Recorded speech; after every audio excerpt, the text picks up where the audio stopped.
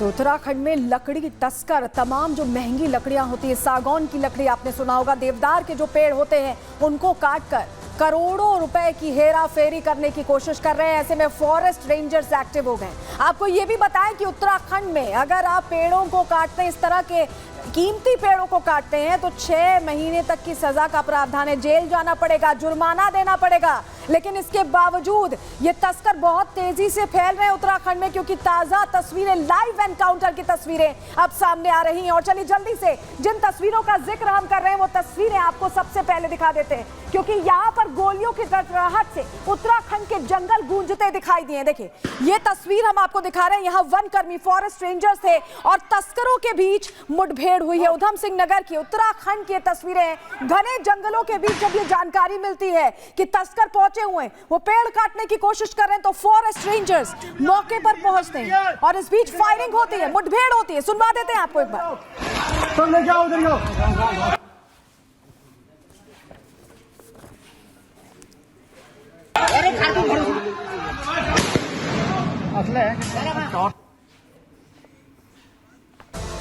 तो सुना आपने कैसे गोलियों की गूंज से वो जंगल दहशत में है, क्योंकि यहाँ पर पेड़ों की चोरी की कोशिश हो रही है, तस्करी की कोशिश हो रही है और ये बड़े पैमाने पर किया जा रहा है। हुआ क्या है, चलिए जानकारी जल्दी से आपके सामने रख देते हैं, क्योंकि तस्वीर तो हमने आपको दिखा दी। बता देते हैं हुआ क्या है। उत्तराखंड में लकड़ी माफियाओं के हौसले बुलंद हो गए।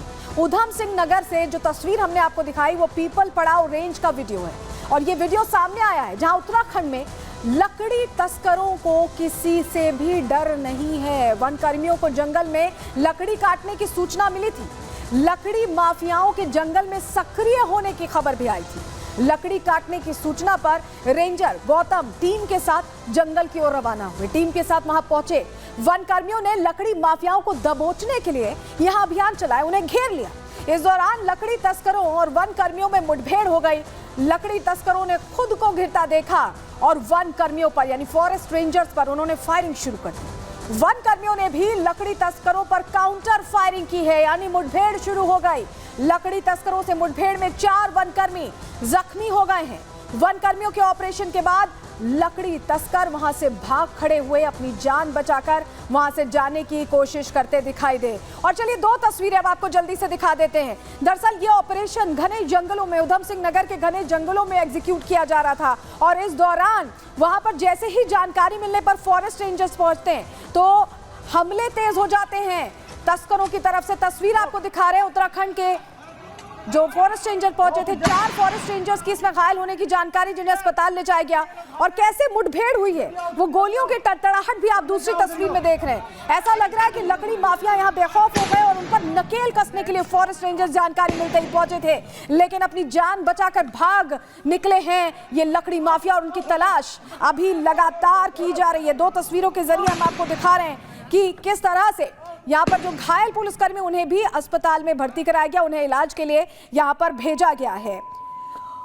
और ये जो पूरा ऑपरेशन था उसे कैसे एग्जीक्यूट किया गया, मणिकांत मिश्रा जो उधम सिंह नगर के एसएसपी हैं उनसे हमने बात की, उन्होंने क्या जानकारी दी है वो पहले सुनवा देते हैं आपको।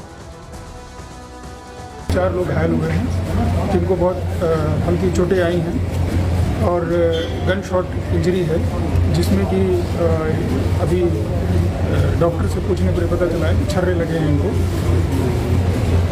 और वहाँ पुलिस पहुँच गई है, वनकर्मी पहुँचे हुए हैं, जिससे उस क्षेत्र की घेराबंदी की जा रही है। सर कहाँ से आए थे ये लोग और कितने हथियार इनके पास थे कि सर?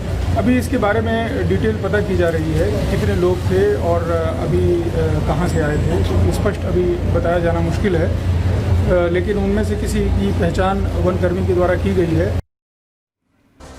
तो उत्तराखंड में कड़े कानून होने के बावजूद, 6 महीने की सजा का प्रावधान होने के बावजूद, जुर्माना लगाने के बावजूद ऐसा लग रहा है कि लकड़ी की तस्करी बेधड़क की जा रही है। कीमती लकड़ियों को काटकर उन्हें अलग अलग जगहों पर बेचकर करोड़ों रुपए की उगाही ये तस्कर कर रहे हैं। कैसे ये पूरा खेल चल रहा है रिपोर्ट के जरिए आपको बताते हैं।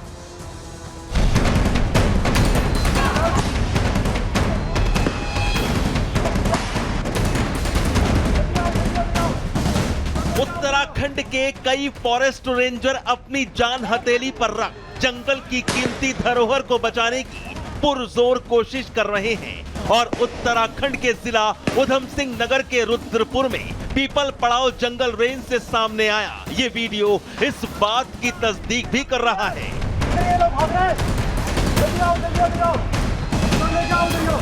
उत्तराखंड के पीपल पड़ाव रेंज के जंगलों में रेंजर RN गौतम को लकड़ी काटने और उसकी तस्करी की लगातार सूचना मिल रही थी और फिर जब जंगलों में लकड़ी माफिया को रंगे हाथ दबोचने के लिए वन विभाग की टीम ने ऑपरेशन लकड़ी तस्कर चलाया तो फिर बेखौफ और बेलगाम लकड़ी तस्करों ने वन कर्मियों की टीम पर गोलियां बरसा दी।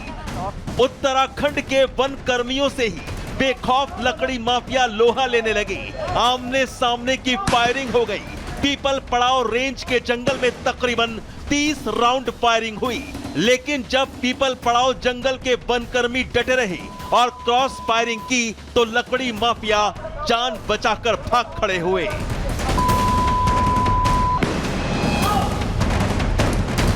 इस ऑपरेशन में 4 वनकर्मी घायल तो हो गए, लेकिन लकड़ी माफिया को भी अपनी जान बचाकर भागना पड़ा।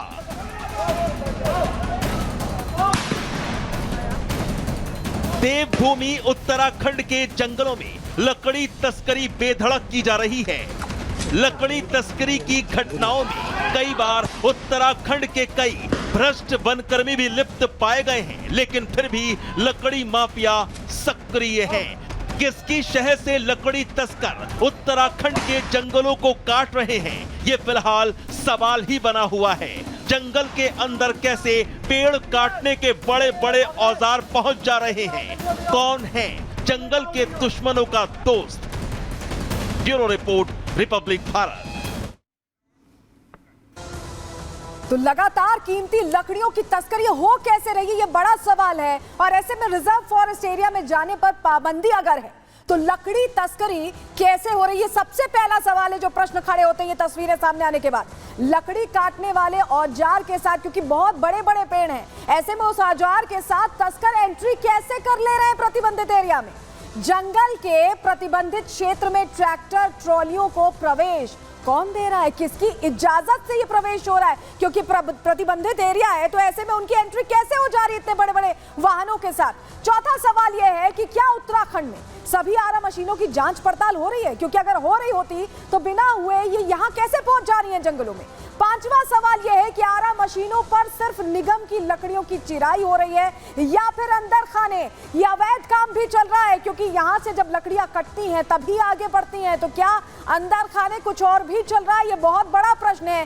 छठा सवाल आपके सामने अब रख देते हैं, उत्तराखंड के भ्रष्ट वन अधिकारियों के खिलाफ क्या वक्त आ गया एक्शन का? क्योंकि कहीं ना कहीं मिली भगत है, अंदर खाने सेटिंग चल रही है और यही वजह कि एक खेल चल रहा है। ऐसे में क्या अब एक्शन का समय आ गया है? ये भी बहुत महत्वपूर्ण सवाल है।